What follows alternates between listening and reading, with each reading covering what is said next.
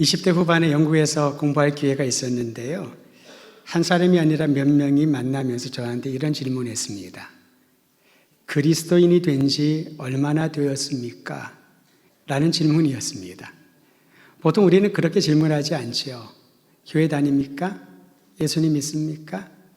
어떤 직분을 맡았나요? 어떤 봉사를 하나요? 그런 정도의 일상적인 질문을 하는데 저에게는 그런 질문이 굉장히 생소했고 많은 것들을 생각하게 되었습니다. 그리스도인이 된 지 얼마나 되었습니까? 많은 경우에 우리는 그리스도인으로 사는 것과 교회를 다니는 것과 같다라고 생각을 하지요. 교회는 누구나 다닐 수 있습니다. 평일에도 우리 교회에 오시는 분들 굉장히 많아요. 엘리베이터 점검하시는 분, 우체국 택배하시는 분, 교회로 왔다 갔다 하시는 거예요. 근데 우리는 그들을 교회 다닌다고 하지는 않지요. 조금 더 나아가면은 주일날 교회를 다니는 분들이 있습니다. 평생 주일은 내가 교회를 다니는 날이라고 작정을 하고 주일 성수라고 하는 개념. 요즘 젊은이들에게는 주일 성수의 개념이 무슨 말인지 잘 이해를 못할 겁니다. 그게 각인되어 있는 분들이 상당히 많이 있습니다. 저도 그랬습니다. 모태신앙인이었으니까요. 교회를 가는 것이 너무 자연스럽고 교회 안에서 뛰어놀고 교회 안에서 밥 먹고 교회 안에서 잠도 자고 친구들은 대부분 교회 다니는 친구들이었고 열심히 교회를 다녔는데 그렇게 질문하더군요. 그리스도인이 된 지 얼마나 되었습니까? 우리 또한 오늘 그 질문을 다시 한번 각자가 물어봐야 할 것입니다. 왜냐하면 이 질문에는요, 그리스도인이 되었다라는 것은 이전과 이후에 변화가 있다는 것 아니겠습니까? 변화가 없다면은 그것이 무슨 의미가 있을까요? 내 인생에 이 귀하고 고귀한 시간을 구별하여 예배를 드리고 또 교회를 섬기고 봉사를 할 때에 복음을 전할 때에 의미가 없다면은 우리는 참 시간을 허투루 썼구나 그렇게 생각하지 않겠습니까? 예수님을 그리스도로 믿고 그리스도인이 된 이후에 수많은 변화가 있다는 거죠. 그 중에 가장 대표적인 변화를 말하라면 믿음이라고 하는 것이 생겼다는 겁니다. 제가 간혹 그런 얘기를 합니다. 또 그런 얘기도 많이 들었었지요. 사람 믿지 말아라. 사람 믿지 말아라. 여러분, 그 말에는 여러 가지 의미가 있는데요. 자칫 잘못하면은 한 사람 한 사람을 사랑의 대상으로 삼아야 되는데 사람을 믿지 못한다는 것에 학습되어 있다 보면은 나에게 친절하게 대해주면 의심을 하게 되고요. 저 사람이 무슨 꿍꿍이가 있어서 저러나. 저 사람이 혹시 다른 의도를 가지고 나에게 접근하는 것은 아닐까? 그런 생각을 하게 만드는 사회입니다. 그런데 성도 여러분, 그리스도인이 된 이후에 그러한 사람을 믿지 못하는 사회 가운데 살고 있더라도 놀랍게도 믿음이라고 하는 것을 알게 되고 가지게 되었다는 거지요. 그리고 이 믿음은 그저 개념적이고 평면적인 상태의 믿음이 아닙니다. 믿음에 관한 책들이 참 많이 있습니다. 제 서재에도 보면 거의 20여 권이 꽂혀 있는데요. 믿음이라는 단어가 들어가는 책들이에요. 믿음의 본질, 의심에서 믿음으로, 두려움에서 믿음으로, 어떻게 하면 믿음이 커지는가, 믿음의 영웅들, 믿음에 관한 책들이 참 많이 있습니다. 특히 성경의 히브리서는요, 많지 않은 장인데도 믿음에 관한 이야기들이 얼마나 많은지 그중에 히브리서 11장은 믿음의 장이라고 부제를 붙일 정도로 믿음을 강조하고 있습니다. 그런데 자칫 잘못하면 우리가 생각하는 믿음은 너무나도 기계적이고 평면은 무엇입니까? 그냥 이거지요, 머릿속만 보이지가 않습니다. 가까이 가서 머리를 숙여 들어봐야 이 평면에 쓰여진 글씨나 이 위에 있는 무엇인가가 보여지는 거죠. 그러니까 평면은 그렇게 우리에게 어떤 강한 인상을 주지 못합니다. 평면적인 믿음이 아니라 그리스도인이 된 이후에 믿음을 갖게 되는데 이 믿음은 입체적인 믿음을 가지게 되었다라는 거죠. 입체적인 믿음. 요즘 3D 프린트라고 있잖아요. 그걸 보면은 입체감을 느끼게 됩니다. 그걸 보면 멀리서도요, 이게 어떤 모형인지 어떤 형태인지를 짐작하게 되고요, 가까이 가서 그 실체를 보면 더 큰 느낌을 갖게 되지요. 바울은 믿음에 대한 이야기를 하면서 믿음이 오기 전에 율법에 매여 있었다라고 말합니다. 매여 있다라는 것은 포로처럼 갇혀 있다, 감옥에 갇혀 있다, 그게 매여 있다는 거죠. 철저하게 통제를 받는다는 겁니다. 믿음이 오기 전에는 율법이라고 하는 이 내용으로 사람들을 규제하고 통제했던 것이지요. 선행을 권합니다. 덕을 고양합니다. 해야 할 것과 해서는 안 될 것들을 가르쳐 줍니다. 그렇게 하면, 율법을 잘 준수하면 하나님께 더 가까이 가고 하나님의 거룩한 백성으로 살 줄 알았는데 기대와는 전혀 다른 일들이 일어나게 됩니다. 처음에는 좋았을 겁니다. 율법의 규정들을 하나하나 암기하고 실천에 옮기면서 내가 하나님의 백성이 된 것 같은 그러한 생각을 하게 될 거예요. 또 많은 사람들이 칭송을 합니다. 야, 나는 지키지 못하는 것을 당신은 어쩌면 철저하게 그렇게 지킵니까? 기도의 시간을 지키고 말씀의 시간을 지키고 예배의 시간을 지키고 하나님께 자원하고 헌신한 것들을 끝까지 지키는 대단합니다. 그런 칭송도 받고 마음이 뿌듯했을지도 모릅니다. 그런데 시간이 지날수록 그 율법이 나를 옥죄는 것을 느끼게 되지요. 물론 여러분, 율법에 대한 내용들을 필요하지 않다, 중요하지 않다, 그런 생각을 하면 안 됩니다. 율법의 핵심은 무엇입니까? 한 율법학자가 예수님께 이 질문을 했을 때 예수님은 명쾌하게 답변하셨습니다. 마음을 다하고 뜻을 다하고 힘을 다하여 너희 주 하나님을 사랑하라. 그리고 이웃을 내 몸같이 사랑하라. 이 두 가지의 계명, 말씀, 그러나 하나로 합쳐지게 되지요. 사랑의 계명, 명령, 그것이 율법의 핵심입니다. 하나님이 얼마나 사랑했는지 10가지의 말씀을 주고 율법의 규정들을 통해서 이 세상을 따라가지 말고 하나님의 거룩한 백성으로 절제하고 자신의 몸과 마음을 구별하여 살라라고 알려주신 것이 율법의 내용 아니겠습니까? 율법은 중요한 거죠. 오래전 어떤 분은 율법은 좀 그렇다고 하면서 복음을 들어야지, 신약 성경만 읽고 구약은 안 읽어요. 그러면은 반쪽 이해, 복음에 대한 반쪽 이해가 되는 것이지요. 약속이 없으면 성취를 어떻게 알겠습니까? 결과만 가지고 어떻게 과정과 그 동기와 출발을 알겠냐는 거지요. 결과 중요하죠. 그런데 이렇게 이르게 된 모든 과정과 동기와 약속을 알아야 되지 않겠습니까? 율법은 중요합니다. 그렇기 때문에 바울은 믿음의 시대가 오기 전에 율법의 역할을 이 한 단어에 함축해 놓고 설명합니다. 초등교사와 같았다. 즉 율법은 진리로 인도하는 선생님의 역할을 했다라는 거죠. 개역개정에는 초등교사라고 되어 있습니다만 우리가 생각하는 초등학교 선생님이 아닙니다. 개역 한글에는 몽학선생이라고 했고 원래 의미는요, 개인 가정교사를 말합니다. 요즘 보통 선생님이 한 반에 아이들 20여 명, 30명 안 되죠. 그렇게 아이들을 가르치고 또 대학교 같은 경우는 인기 있는 교수님 같은 경우는 100명, 200명 되는 강의를 하기도 하겠지요. 그런 교사가 아니라는 거죠. 개인 가정교사는요, 1대1로 지도하는 겁니다. 세밀하게 지도하는 거죠. 그냥 혼자 운동하는 데 가서 혼자 이거 들었다 놨다 왔다 갔다 하는 그게 아니라 PT라고 하는 선생님, 전문적으로 그 훈련을 받은 분에게 몸의 자세와 무게를 어떻게 이해하고 들은지 그런 교육을 받는 거죠. 그게 바로 개인 가정교사, 율법의 역할이었다는 겁니다.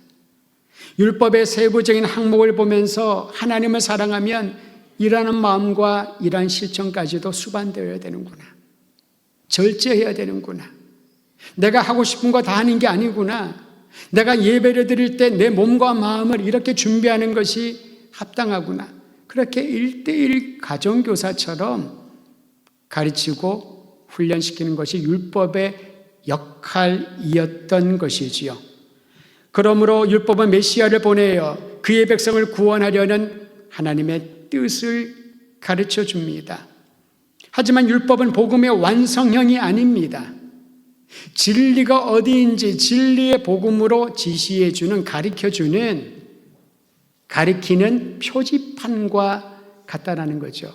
여러분 어디 목적지를 갈 때 여기가 예를 들어서 뭐 대전입니다. 거기로 가면 되는 거잖아요. 표지판이 있는 곳이 목적지가 아닙니다. 율법이 완성형이 아니라는 거지요.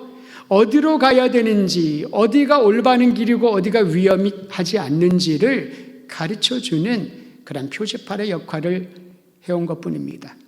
그런데 믿음이 오고 난 이후에도 주객이 전도되어 버렸습니다. 율법 규정과 전통이 하나님의 뜻보다도 하나님이 보내신 복음의 진리보다 더 큰 권위를 가지게 되니 우리는 이러한 삶의 모습을 율법주의적이라고 말을 합니다. 어려서부터 많은 걸 배워왔죠. 가정에서도 교육받고 학교에서도 교육받고 사회에서도 우리가 사회인으로서 많은 교정들을 배우고 더 함께 살아가는 법을 익혀나갑니다. 거기에 보면은 해서는 안 되는 것, 지침들이 다 나와 있지요. 근데 여러분 기억할 것은요, 그 당시에 그 지침은 우리가 따라야 할 것이지만은 10년이 지나고 20년이 지나고 내 삶의 자리가 환경이 달라졌으면은 그 지침을 지금 따를 필요가 없다라는 겁니다. 내가 거기에 속해 있지 않으니까.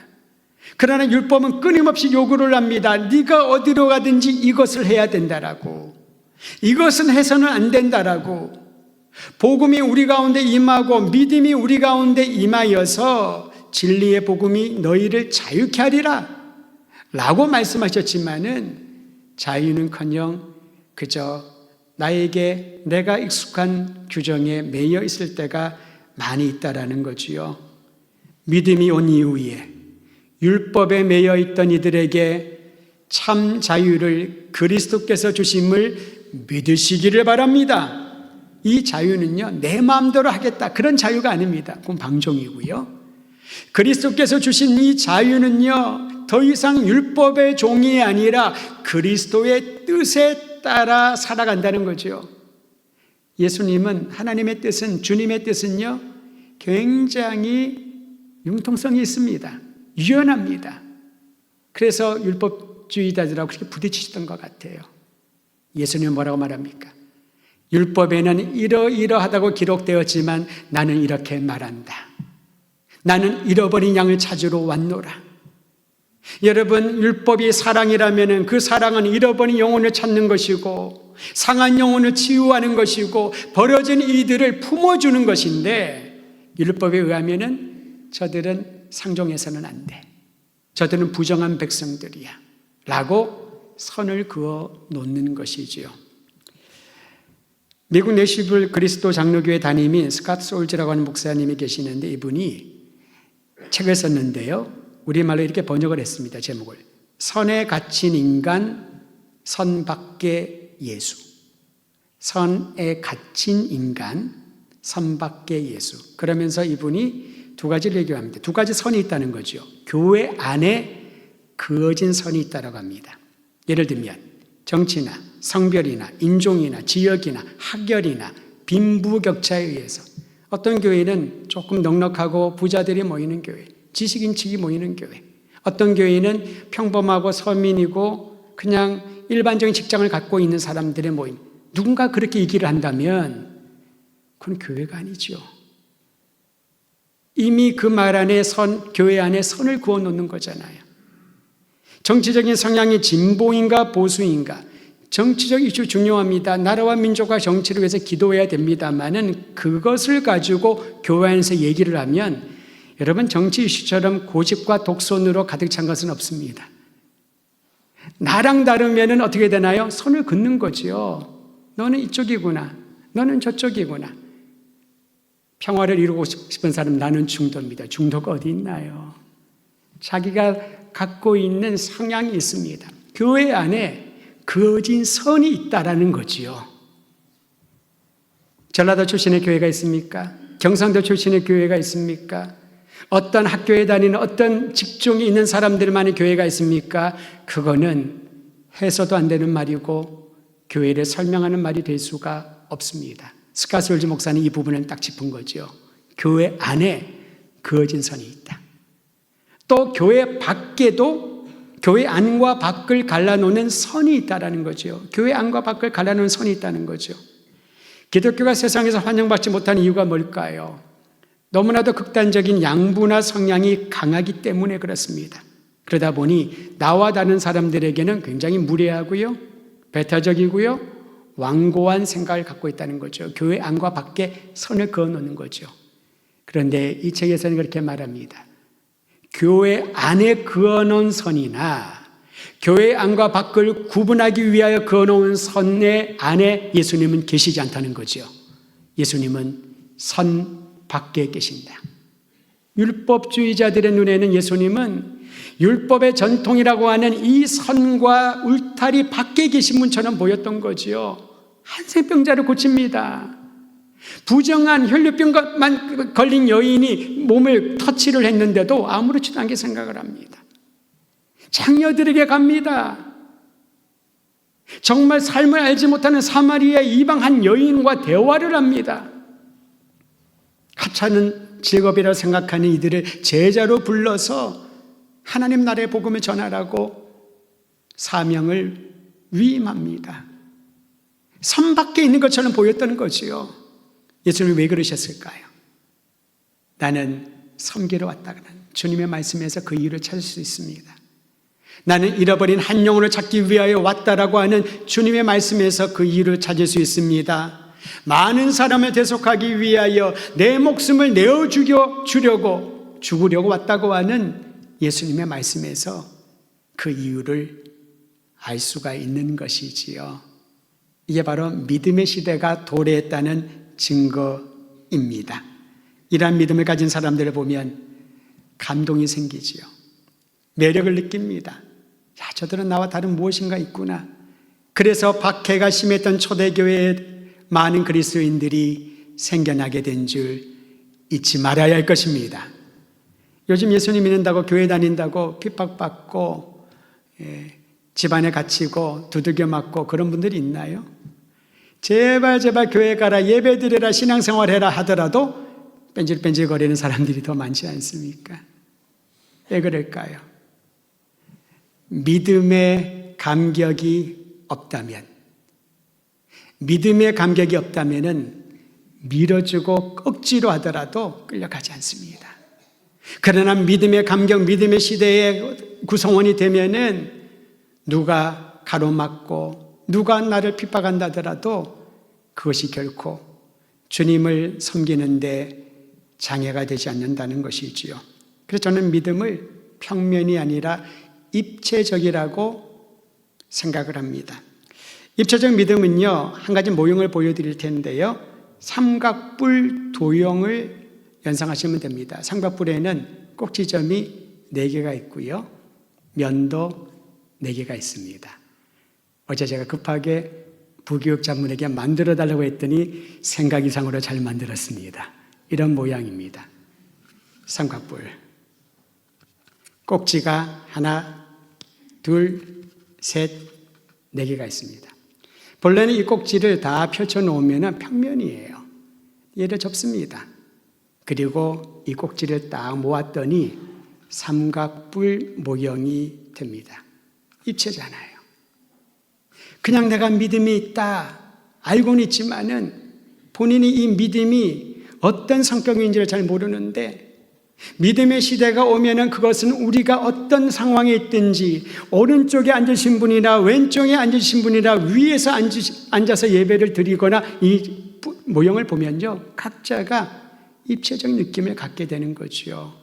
오늘 말씀에서 이 꼭지점에 해당하는 4가지 믿음의 입체적인 부분을 우리는 발견하게 됩니다. 첫 번째 꼭지는요, 그리스도와 하나 되는 것이 바로 믿음이라는 거죠. 한번 따라 하시죠. 믿음은 그리스도와 하나 되는 것이다. 2개의 다른 재질을 강력 접착제로 딱 붙여놓았다고 해서 우리는 하나라고 하진 않습니다. 하나라고 보이지요. 이미 근데 두 개의 자질이 달라요. 이 접착제가 시간이 지나서 좀 물러지거나 잘못 붙였다 생각해서 우리가 칼로 중간에 잘라버리면 또 다리 둘이 되는 거죠. 전혀 다른 성향의 사람이 손을 잡았다고 해서 하나가 되는 게 아닙니다. 간혹 정치인들도 그렇고 또 어떤 큰 모임에 가면은 우리가 하나 되었다는 표시로 기념사진 찍는데 꼭 이렇게 찍어요. 손을. 보신 적 많지요? 불편하게 왜 이런지 모르겠어요. 아마도 본인들이 이 어긋날 정도로 불편하지만 우리는 이렇게 하나 되겠다라고 보여주기 위함 같은데, 그리고 일주일 됐으면 우리는 결별했습니다. 그래서 선언을 해요. 그러니까 우리가 생각하는 하나됨은 항상 결별과 나누어짐을 전제로 한 하나됨이니까 이건 하나가 아니지요. 성경에서 말하는 하나됨은요, 특히 바울은 어떻게 말했냐면은 하나됨을 안으로 들어가는 것을 말합니다. 헬라어 원전에는 에이스란 단어를 쓰고요, 영어로는 into라고 단어를 사용합니다. 우리 성경에는 그리스도와 합하여라고 번역을 했습니다. 그리스도와 합하여, 그리스도와 연합하여. 무슨 뜻일까요? 그분 앞에 딱 달라붙는 게 아닙니다. 달라붙었다가 떨어졌다가 달라붙어 떨어졌다가, 그게 믿음의 입체적인 성격이 아니라는 거죠. 그리스도 안으로 들어갑니다. 그랬더니 나의 흉하고 추악한 모습들은 어느새 다 녹아지고 나의 이 인생에 그리스도의 모습이 드러나기 시작하는 거지요. 입체적인 믿음입니다.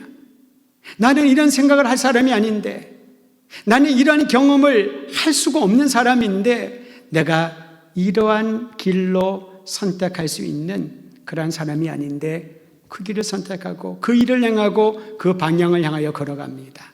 어떻게 가능할까요?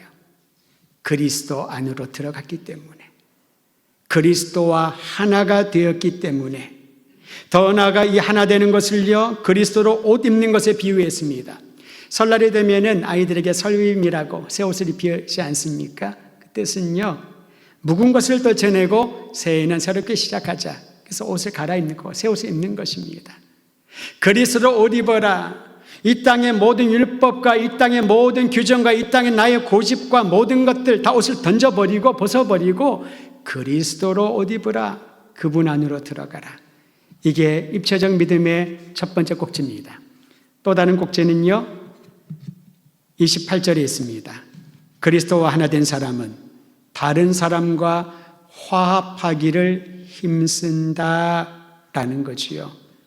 그리스도의 사랑을 멀리 있는 사람을 가까이 이끌어주는 능력이 있습니다. 이질적인 문화를 하나의 문화로 융합을 시킵니다. 그래서 바울은요, 유대인이나 헬라인이나 종이나 자유인이나 남자나 여자나 모두 그리스도 예수 안에서 하나이다. 유대인과 헬라인 하나 될 수 있는 종족이 아닙니다. 그 당시에 남자와 여자 평등 그런 단어를 사용할 생각도 없었습니다. 종이란 자유인이 어떻게 함께 대화를 하나요? 종은 저 밑에 바닥에 있는 신분이고 자유인은 그런 사람들과 상종해서는 안 된다고 보지요. 근데 성경에 보면요, 이러한 끝과 끝을 화합하게 하고 화해하게 하고 하나 되게 하는 것이 바로 믿음의 실체라는 거지요. 그리스도 안에 있으면, 그리스도를 믿으면. 여러분 빌레몬서를 아시지요? 바울이 옥중에 있으면서 빌레몬에게 편지를 씁니다.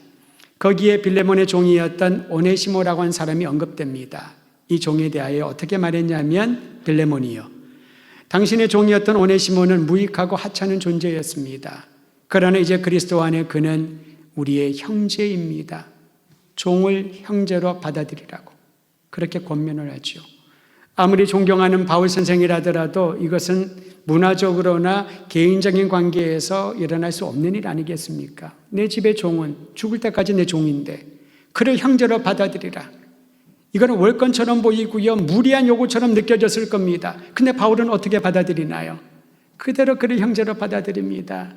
이것이 바로 믿음의 실체라는 거지요. 입체적인 믿음이라는 것은요, 새로운 변화를 일으킵니다. 아무리 노력해도 안 될 것 같았던 사회의 구조나 관계나 신분이나 우리의 생각들을 다 바꾸어 놓는 것이 그리스도 안에 있는 이들의 믿음의 역사인 줄을 잊지 말기를 바랍니다. 세 번째 꼭지점은요, 29절에 나와 있습니다. 29절은 같이 읽도록 합니다. 29절 시작. 너희가 그리스도의 것이면 아브라함의 자손이요 약속대로 유업을. 사실 아브라함은 유대인들에게 복의 근원이고요, 복의 조상이고요, 그들의 민족의 출발점이었습니다. 그런데 그리스도께 속한 사람들도 아브라함의 자손으로 약속의 유업을 받을 수 있다. 유대인들 입장에서는 받아들일 수 없는 거죠.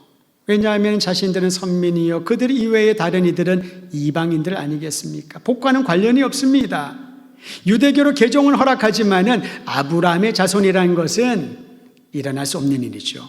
그런데 믿음의 입체적인 영역은요, 바꾸어 놓습니다. 신분을 바꾸어 놓는데 영원한 유업을 상속받을 상속자가 되는 약속을 주는 거지요. 사랑하는 성도 여러분, 저는 나와 무관하게 여겼던 이 일을 아들로 딸로 입양을 하고 나의 자녀가 되고, 그리고 나중에 그는 나의 상속자가 될 수 있는 것 아니겠습니까? 하나님께서 우리를, 유대인들에게는 아브라함의 자손만이 영원한 상속자라고 여겼는데 그리스도 안에 있는 자들, 그리스도를 믿는 믿음을 가진 이들에게 이러한 놀라운 축복을 허락하셨다. 이게 믿음의 또 다른 꼭지점인 것입니다. 그리스도와 하나 되게 하시고 다른 이들과 화합하게 하시고 뿐만 아니라 하나님이 주시는 영원한 유업을 상속받게 하는 상속자가 되게 하셨다는 것. 여러분, 이 세 가지가 놀라운 복이지만, 믿음의 선물이지만은 그것을 그대로 놔두면은 여전히 평면 상태에 머물러 있을 것입니다.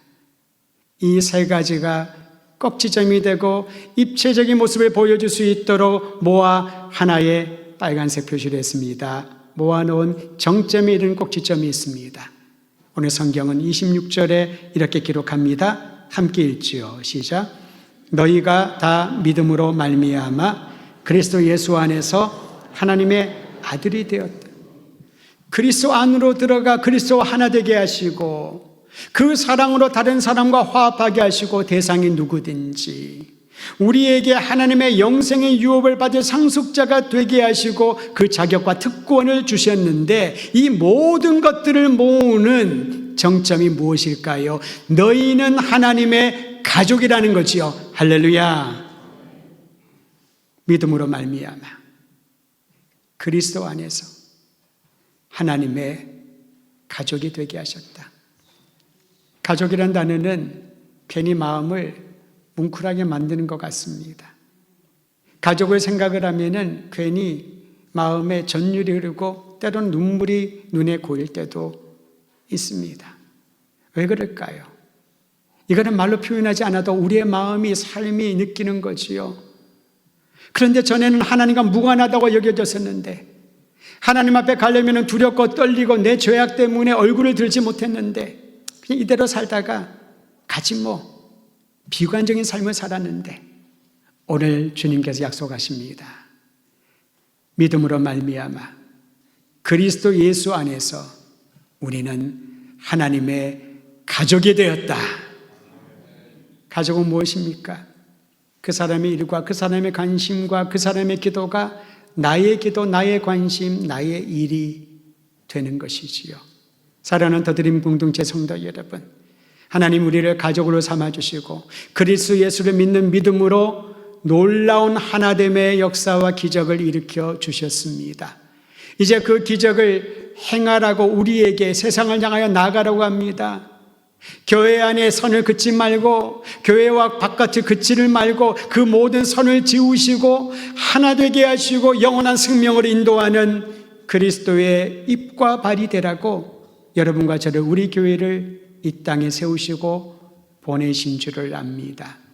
믿음으로 말미암아 그리스도 예수 안에서 하나님의 가족이 되었으니 이제는 더 이상 홀로 있는 게 아니라 외로워하지 말고, 이제는 더 이상 나만 배척당한다고 슬퍼하지 말고, 이제는 더 이상 나는 할 것이 없다라고 낭망하지 말고 하나님의 가족 안에서 서로를 위로하고 기도하고 사랑하고 일으켜 세우며 영광스러운 복음의 증인으로 살아가길 우리 주의 이름으로 축원드립니다.